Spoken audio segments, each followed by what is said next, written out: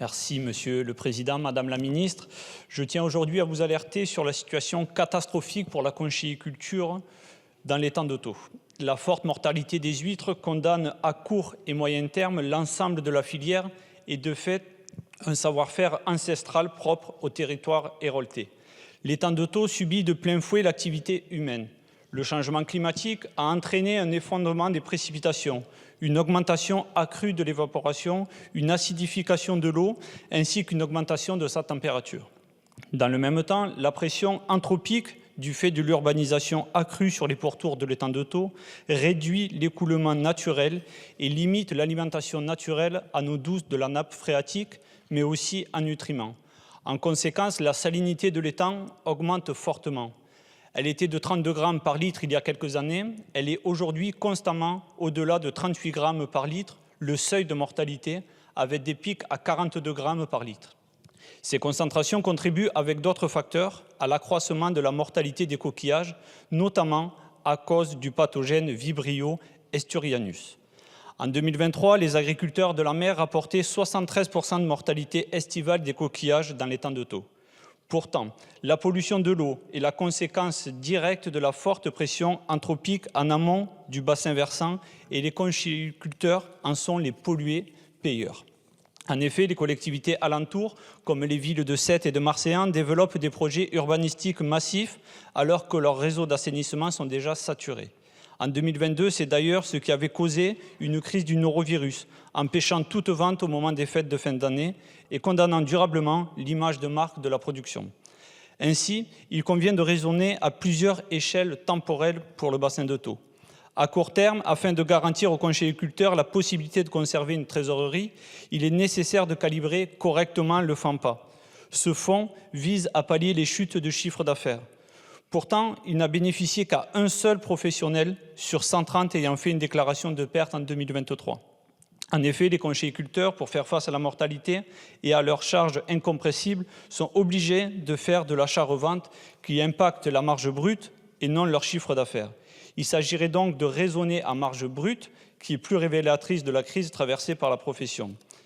De manière parallèle, il convient d'avoir des schémas d'aménagement urbain en accord avec la préservation du milieu naturel et de la qualité de l'eau, qui plus est un site Natura 2000, berceau de biodiversité.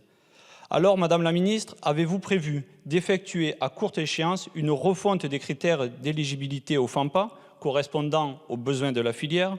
Aussi, Madame la Ministre, quelles mesures concrètes comptez-vous apporter afin de résorber le problème de salinisation grandissante de l'étang de Thau ?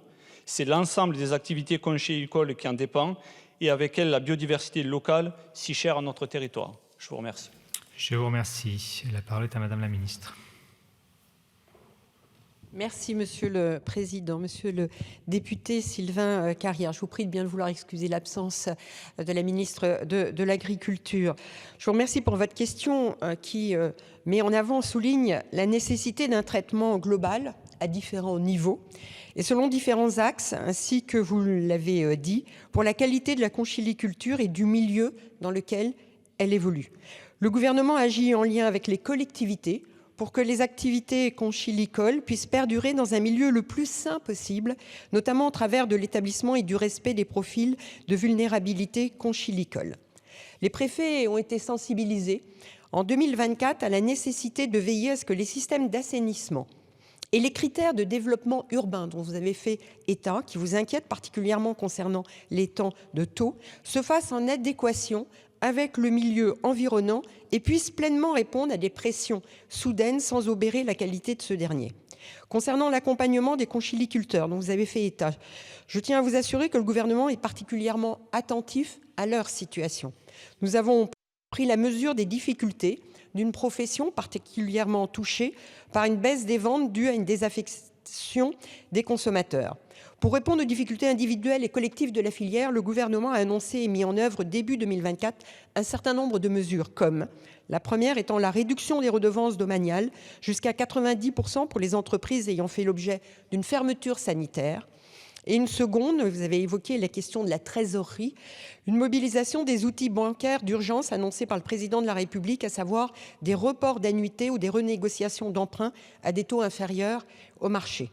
S'agissant plus spécifiquement des mortalités sur l'étang de Thau, l'État cofinancera également le projet SPRID, s'élevant à un montant global d'1,5 million d'euros déposé par Ifremer et le CNC, visant à approfondir et déterminer les causes de survenance et de virulence de ce virus. C'est une réponse précise à votre question.